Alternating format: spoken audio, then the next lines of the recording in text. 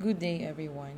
So, today we're going to discuss the first chapter of financial management, which would be, of course, Introduction to Financial Management. I'll be uploading a separate book that is patterned together with this PowerPoint presentations. Actually, this is a series of PowerPoint presentations. So as far as I can recall, we'll be having 5 chapters at least for your midterm coverage. So we start with chapter 1, and I will upload other chapters also within the week. Okay? So after every chapter, we are going to have assessment. Okay? We are going to have some sort of quizzes or activities for you to answer. So you have to really watch this in order for you to answer that. Okay? So we start with the key concepts and skills. So we have to know the basic types of financial management decisions and the role of the financial manager.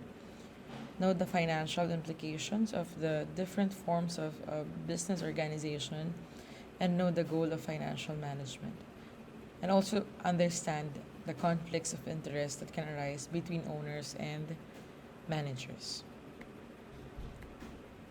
So today we're going to have a quick look about finance, business finance, and the financial manager, the forms of business organization, which I know this is basic and you already know that, and the goal of financial management, as well as the agency problem and the control of the corporation, and the financial markets and the corporation.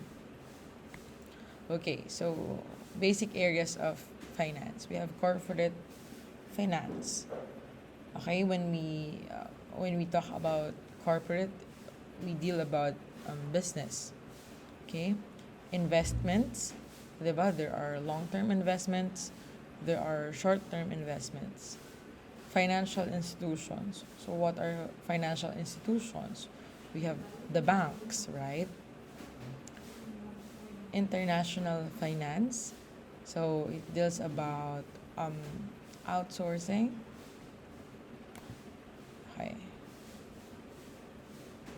So nagja-jump yung uh, PowerPoint ko. So I think this is really the start kasi page 4. So we start with investments. Okay, so when we hear the word investment, this has something to do with stocks and bonds. Naririnig niyo naman siguro yan. Stocks and bonds. Especially yung stocks, familiar talaga kayo dyan. Okay? So, the value of financial assets, risk versus return, and asset allocation. So, how can we juggle these words? No? How can we connect these words all together in order for us to understand what are investments? So, dito na lang tayo sa mas familiar kayo na word. When we talk about stocks, di ba? Pag naririnig nyo, sa stock, pwede tayong bumili ng share sa stocks market. Pwede tayong bumili ng stocks sa stock market. Like, stocks ng Jollibee. Diba? Yan yung mga common. Stocks ng SM. And then, how are you going to deal with it? You're going to risk your money in order for you to have a return, of course. And there is no such thing as there is always just a return kasi 'di ba when we talk about stock market, bumababa yan, tumataas yung value, 'di ba? So yun yung risk, yung pagbaba ng value, right? So job opportunities in the stock market, we have stockbroker or financial advisor. So kayo as entrepreneur, you can also enter this job opportunities. You can be a stockbroker in the future or a financial advisor. And how about portfolio manager? So, yung mga stockbroker, they are the ones who are selling the stocks, okay? When we have portfolio manager naman, they are the ones who are, they are the ones who are managing the stocks of a certain person. And security analyst, sila yung nagme-measure ng risk and return. So that's how they do the job. So financial institutions. So these are companies that specialize in financial matters. So pag narinig nyo agad yan, financial institutions, the first institution that comes to your mind is banks, correct? Sila naman talaga. So we have commercial and investment, credit unions, savings, and loans. What else? Insurance companies, Sun Life, di ba? SunTrust, and other brokerage firms. So what are the job opportunities? So sabihin na natin, what are the job opportunities? So sa banks, what are the job opportunities there? Pwede kang maging bank teller, pwede kang maging financial analyst, what else? Ang dami, di ba? There are a lot of, sa insurance naman, pwede kang magbenta ng insurances. Okay? Pwede ka rin mag-manage ng insurance. Okay? How about international finance? So this is an area of specialization within each of the areas discussed so far. So, di ba, yung di-discuss natin kanina, we have investment and what? Financial institutions. So, it has something to do naman with international version or international counterpart of those two. Okay? So, it may allow you to work on other countries or at least travel on a regular basis. So, for example, you are a stock analyst or a broker, and you are working on a international setting or international counterpart, then you can go in other countries and do the same job and at least travel on a regular basis. And need to be familiar with exchange rates and political risk. Of course, if you are going to deal with international setting, you have to be conscious about exchange rates. Okay? Kasi, di ba, we have different denominations. Like in the Philippines, we have the peso. And in the United States, we have US dollars. Okay? So, in Japan, we have yen. So, iba-iba yon. And from time to time, nagbabago yung exchange rates depending on some other circumstances or factors like supply and demand, etc. Okay, and other political risk. Say for example, would you dare to invest in Russia and Ukraine, or and that there is an ongoing war between the two countries? Of course not, kasi yung mga countries na nag-engage sa war, of course their economy is not stable, correct? So you wouldn't dare to risk your investment there.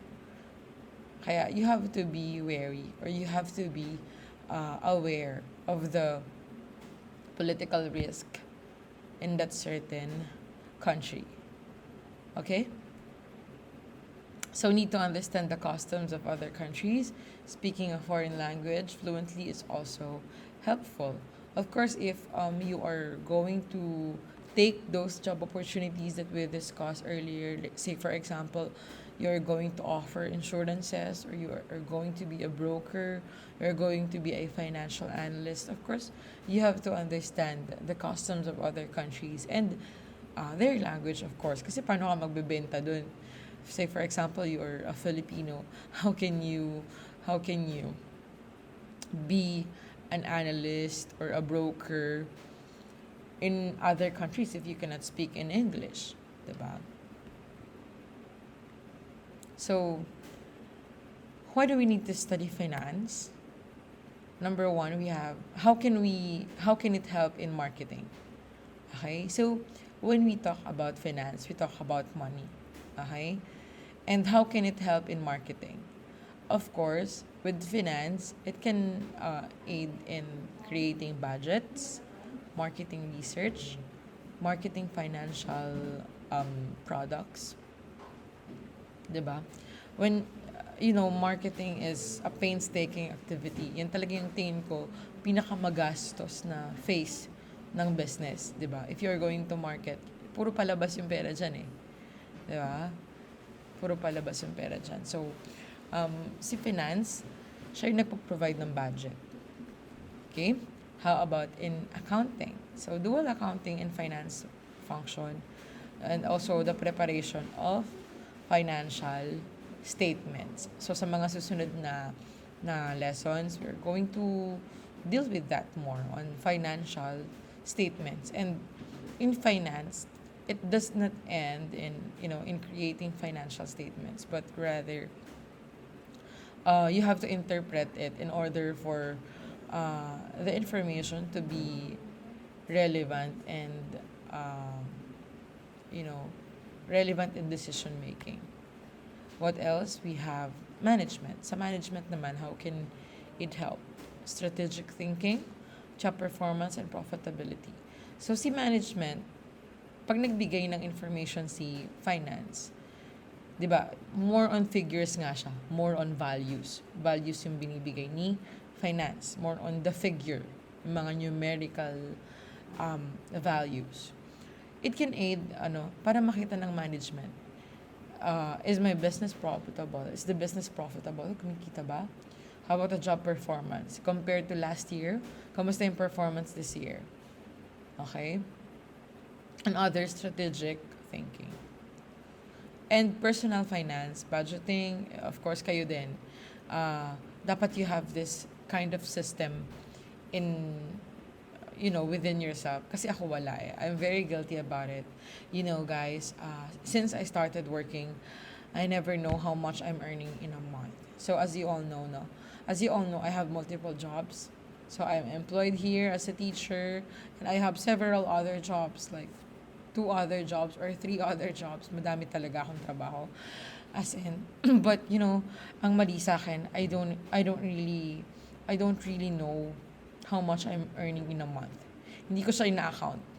So, pag dumadating yung sahod ko, hindi ko nga binibilang eh. Actually, hindi ko binibilang. Kasi para sa akin, ako lang naman yun, on my personal note. Pag binibilang mo siya, parang hindi continuous yung flow. Parang ganun lang naman sa akin. And I don't know how much I'm spending in a month. Hindi ko din alam kung magkano yung ginagastos ko in a month. Okay? Kasi 'di ba? Say for example, I'm going to the grocery. A typical person would have a checklist about the things that she would buy in a grocery store. However, iba ako. Pag nag-grocery ako, I get whatever I want. And then, I don't compute kung magkano yung babayaran ko. And I just pay for it. Ako lang yun.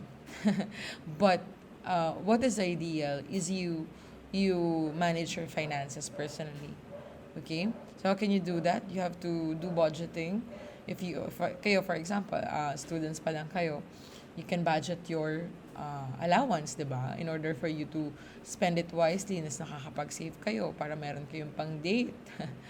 Retirement planning, ayan, napakaganda niyan. Retirement planning, you might consider having an insurance, and then college planning, day-to-day cash flow issues. Magkano ba dapat yung ini-spend mo in a day? For example, ikaw nagtatrabaho ka, and you are a minimum wage earner. Say, for example, sabihin natin, you are earning 500 pesos a day. Magkano lang dapat yung ginagastos mo in a day?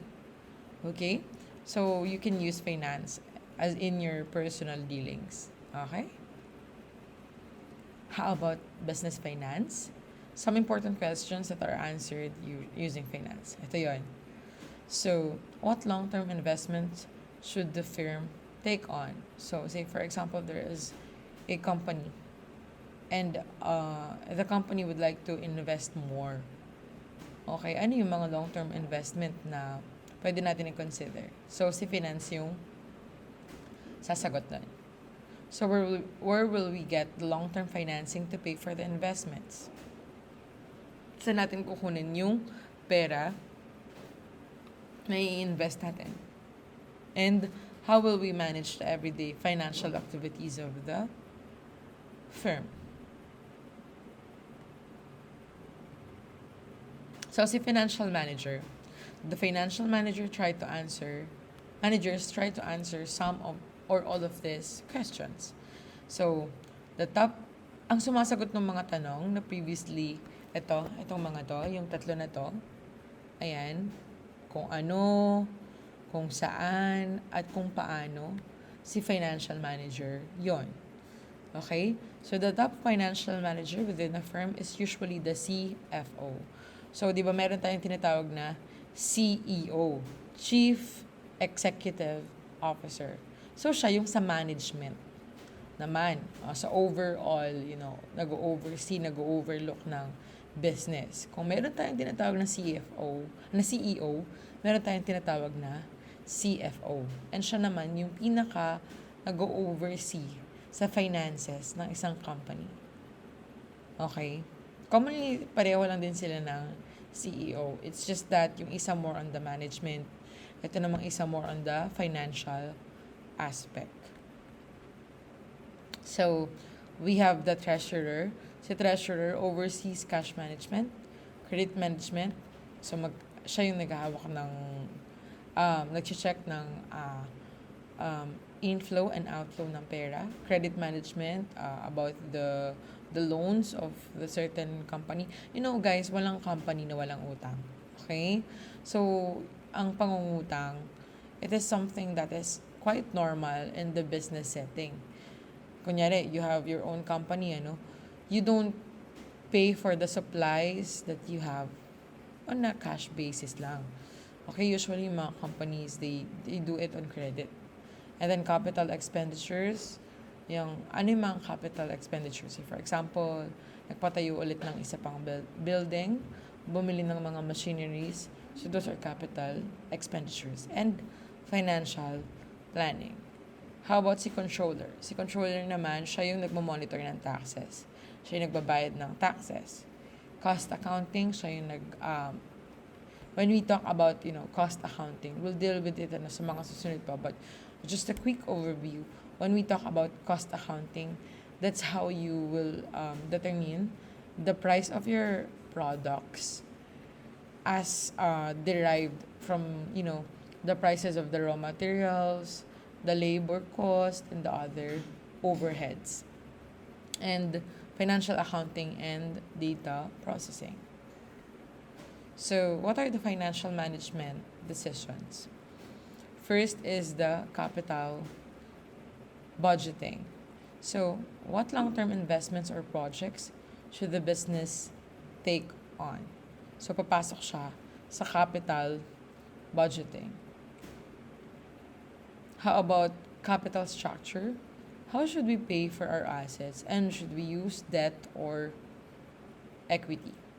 And working capital management, how do we manage the day-to-day finances of the firm? So, start tayo dito sa capital budgeting.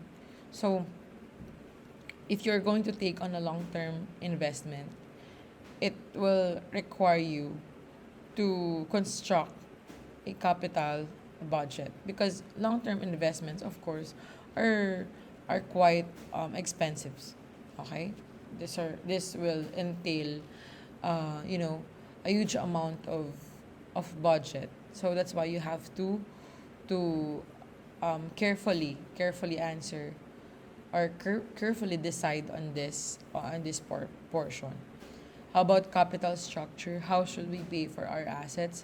If you will engage in this, how are you going to pay for that? You're going to pay it through debts, mag-finance ka, mangungutang ka sa labas, or kasi dalawa yung options mo dyan. For example, you're going to take on a long-term investment. Either, yung investment na yon, you're going to para mas maintindihan nyo, pwede mo siyang utangin doon sa pag-iinvestan mo. Or either, pwede kang umutang ng pera sa bangko and ibayad mo doon on cash. 'Di ba? Hindi ka mangungutang doon sa supplier. Mangungutang ka sa bank ng money in order for you to pay for it in cash. or utangin mo siya dun sa supplier. So that's how you do it. And the working capital management, how are you going to manage the day-to-day finances of the firm? When we say kasi working capital, ito yung parang um, fast-moving, no?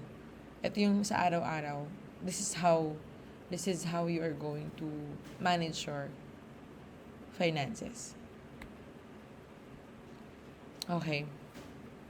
So we deal with forms of business organization, and this is something na you are all familiar with.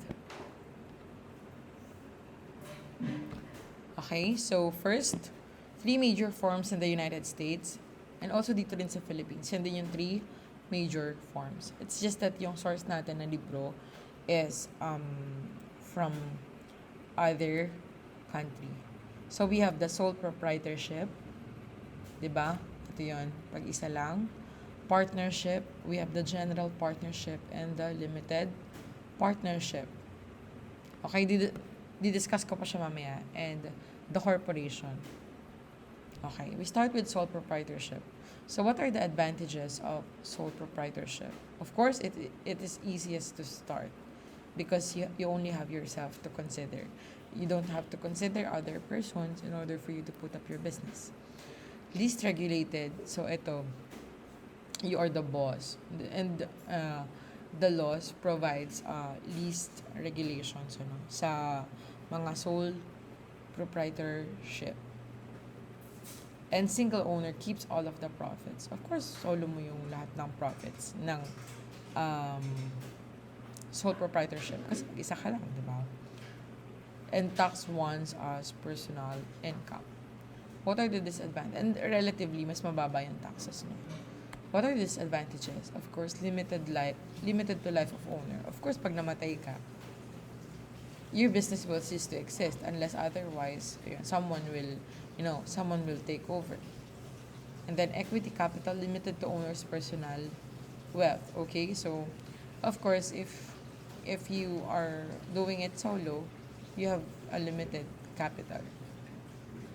Of course, ikaw lang lahat yung magpo-provide. Ikaw lang lahat yung mag-i-invest. Okay? And it would be limited to your personal wealth. Unless otherwise talagang milyonaryo or bilyonaryo ka, this would not be an issue. And unlimited liability. Your liability would extend to your personal capacity.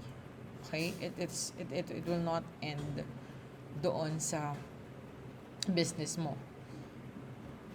Mamaya kasi i-discuss natin sa partnership, iba kasi siya. Okay? Wala ito. And difficult to sell, ownership, interest. How about in partnership? What are the advantages? We have two or more owners. Okay? If there are two or more owners, of course, there are two heads, diba? There are two heads, two or more heads who is concerned about the business. And more capital available. Of course, meron kang katuwang or meron kang kasama na mag-i-invest. And relatively easy to start as compared na lang doon sa corporation. Kasi later on, we will discuss, mas mahirap i-put up ang isang corporation because it has to adhere with certain laws. Basta mamaya, okay? And income tax once as personal income. How about the disadvantages? We have unlimited liability. Pero depende yan. So, si general partnership, meron niyang unlimited liability. Si limited partnership, only limited to the share niya doon sa partnership. But in general partnership, it could extend up to his personal capacity. Okay? Partnership dissolves when one partner dies or wishes to sell. Okay? So, dito kasi sa partnership, for example, si ABC. ABC put up a partnership. Okay? It would be binded by mutual trust and confidence. Okay? Mutual trust and confidence. Tandaan yung word na yun, ha? So, si ABC, nag-put up sila ng partnership. Ngayon, after they put up a partnership, ilang parties na yung meron? apat na. Si A, si B, si C, and yung partnership ABC. Apat na siya. Okay? Ngayon, if doon sa partners, si A namatay, pwede bang pumasok si B doon sa partnership? As a general rule, hindi. Kasi, yun nga, sabi ko kanina, it is founded on mutual trust and confidence.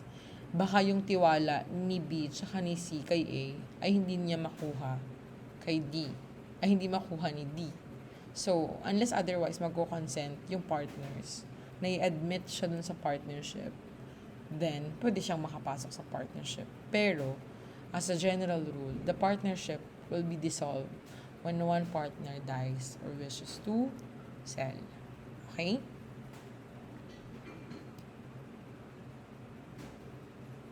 What else? It is difficult to transfer ownership.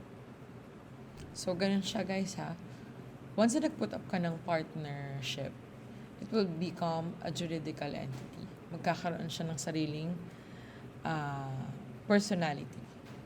Okay? Separate from those who are forming the partnership. Ito na gaya sa corporation. So, sa advantages, you have the limited liability. Ito kasi sa corporation, your liability will only cover your investment dun sa corporation or yung share mo sa corporation but could not extend to your personal capacity. It has an unlimited life kahit na may kahit for example, this corporation is incorporated by A, B, C, D, E, F, G. So, namatay si G. The corporation will not be affected. Pwede nang pumasok si H, pwede anytime. Kahit mamatay o hindi si G, pwede pumasok si H, I, J, K, L, M, N, O, P. Okay, so it has an unlimited life. And separation of ownership and management. So, ganun din siya. So, yung corporation, you will register it to the Securities and Exchange Commission. So, dito sa Pilipinas, the SEC. And it will be given a distinct personality. It can sue and be sued. It can own a property. Just like a normal person, you know. Just like a normal person, it can own a property and it can be sued. It can sue and be sued. Okay? And transfer of ownership is easy. For example, si A, inassign niya yung share niya kay B. Okay lang yun. Walang problema. The corporation will not be affected. Easier to raise capital. Okay? Kasi ang dami nyo, diba? Commonly corporations, it is made up of, 5 or more persons and relatively, mas madami yung magpo-provide for the capital. So, what are the disadvantages of this? Separation of ownership and management. So, agency problem. Of course, if the ownership is different from the management, the stockholders of the corporation will be acting only through the aid of the agents. And the act of the agents will be binding to the owners. Okay, they will be held liable for the acts of the agents. And what if those agents will act beyond the powers conferred to them? Then that would be detrimental to the principal. And double taxation. Relatively, malaki talaga ang tax ng corporation. Like in the Philippines, as far as I can recall, that would be 30%. Oo. Pero iba-iba yun. So, what is the goal of financial management? What should be the goal of a corporation? Is it to maximize the profit? Is it to minimize the cost? Maximize market share?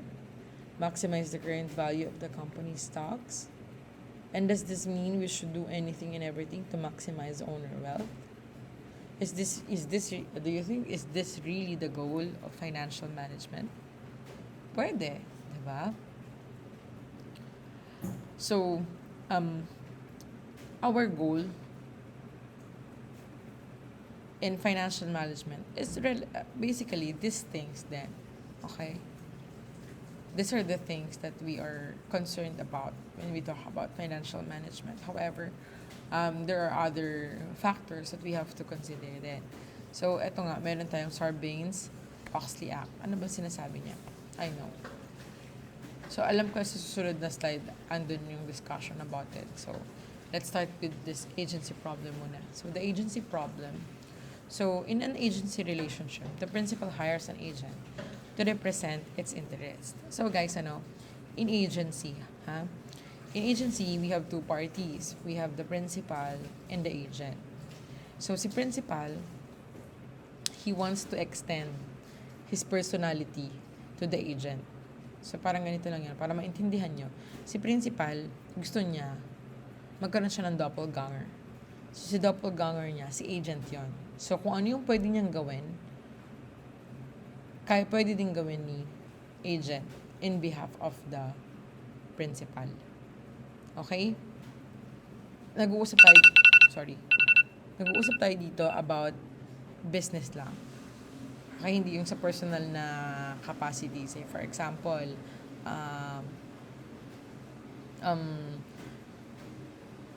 you want to hire an agent to date your girlfriend. Hindi ganon. Ang pinag-uusapan lang natin dito is purely about, business.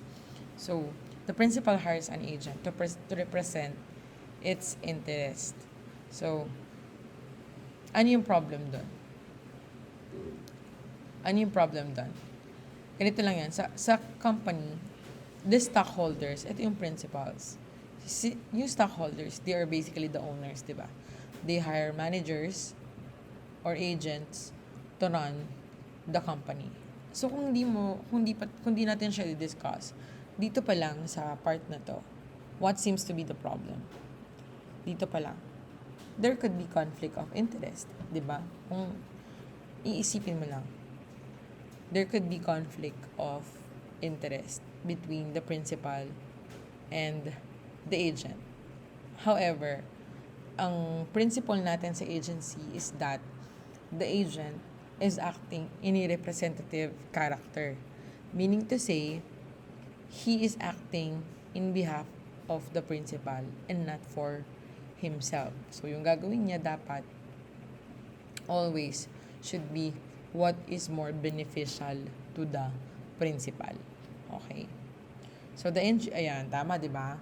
So, the agency problem, ang problema mo lang dyan is conflict of interest. Si agent kasi dapat, he will always prioritize the interest of the principal because he's only acting in behalf of the principal. Okay? Management goals and agency cost. Of course, as a general rule, agency can be with or without compensation. Okay? Pwede siyang may compensation, pwede siyang wala. But commonly, in agency, especially in business, merong bayad yun. Okay? You have to compensate the agent. So, managers. So, managerial compensation.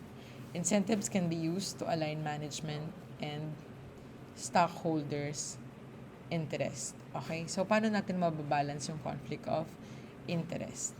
So, unang-una doon, you have to compensate the managers or the management in order for them to perform their jobs well. Because what's the greatest motivation? Diba? People respond to incentives. If you will not compensate them well, of course, they will not get the drive to perform their jobs accordingly. So the incentives need to be structured carefully to make sure that they achieve their goal. And, ang sinasabi lang natin dito, you cannot provide this amount of incentive. Baka mas malaki pa yung binigay mong incentive kaysa dun sa makukuha mo from a certain task na you assigned to the agent. Hindi ganon. Anong gagawin mo? Pinasahod mo na lang sa kanila lahat. Binigay mo na lang sa kanila lahat. It's not like that. So you have to structure it. It's fair to give incentives. However, you have to weigh out nga yung interest ng stockholders. And how about corporate control? The threat of a takeover may result in better management. So commonly may mga time na the business would not go as in an ideal manner. And after a takeover of another management, mas nagiging okay, 'di ba? And other stakeholders. So, example, work the web. The internet provides a wealth of information about individual companies. Yes, diba? If you search about the stocks of Jollibee, if you search about SM, if you search about Globe Telecommunications, if you search about Meralco, you can search a variety of information about these companies from the internet. Okay, given naman yan. One excellent site is finance.yahoo.com. So, try nyo yan, i-search yung, i-browse yung finance.yahoo.com.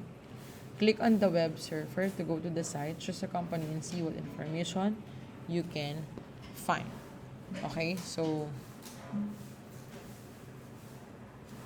let's try finance.yahoo.com.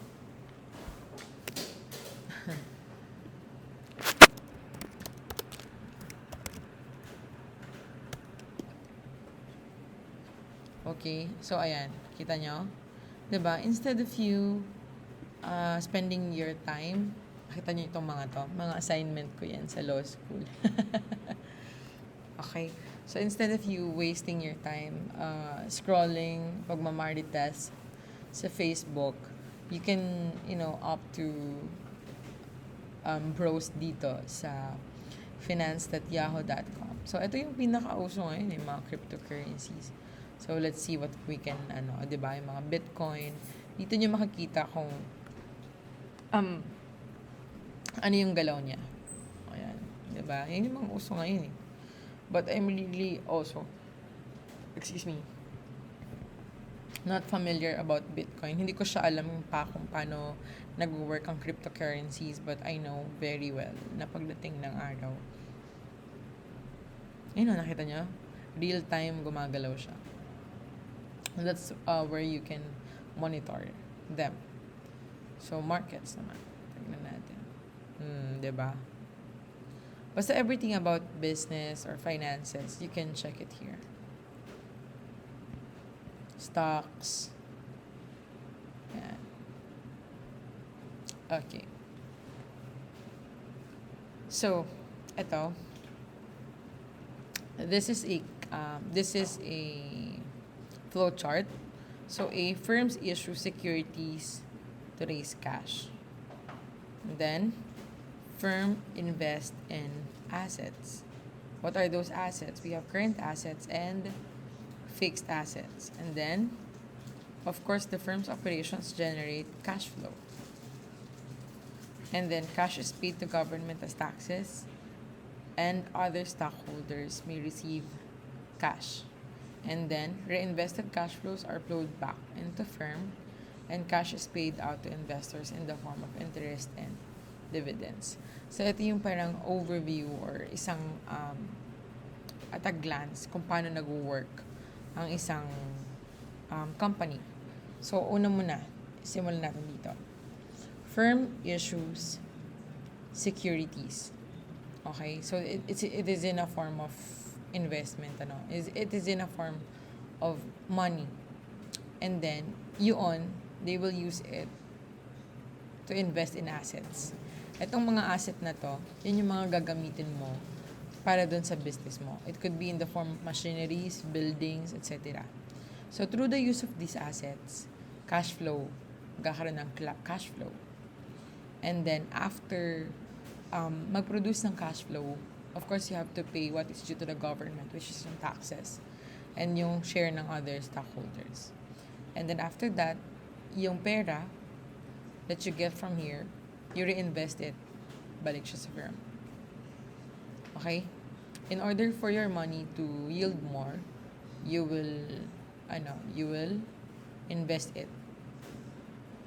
And then, just after that, you will pay what is due to the investors in the form of interest and dividend. Sila yung huli. So what are the financial markets? Cash flows to the firm, primary versus secondary markets, dealer versus auction markets, listed versus over-the-counter securities. Ayan. Isa-isahin natin yan. Oh no. Cash flows to the firm. Okay. Sige na muna. I-screenshot nyo muna to and I will upload a link where you have to submit this. Okay? So for your quick quiz, you have to write your answer on a yellow paper. Write your answer on a yellow paper. Sagot na lang. Okay? So dito na lang, lagyan nyo na lang ng number. Number 1, number 2, number 3, number 4, and number 5. Okay ba yun? So screenshot nyo siya for you to answer that. So, what are the 4 basic areas of finance? Nandiyan lahat yun. Diniscuss natin lahat yun. 3 types of financial management decision, major forms of business, goal of financial management, and the agency problem. Lahat yan na-touch natin. So, you can answer it. Okay? So, put your answer on a yellow paper. Write it on a yellow paper. Okay? End of slideshow. So, may balikan lang tayo. So, ito muna. Financial markets, cash flow to the firm, primary versus secondary markets, and dealer versus auction markets, and, the listed versus over-the-counter securities. Later on, we are more particular with this. Pag diniscuss natin yung about sa stocks and other investment. So, dito lang binigay muna kung ano yung mga financial markets. Yun nga. Classify lang yung primary from secondary, and then dealer versus auction, etc. Okay? So, yan. Just answer this one. This is not your quiz yet. Assignment lang to. Baguhin ko na lang siya. So, lagay nyo na lang dyan.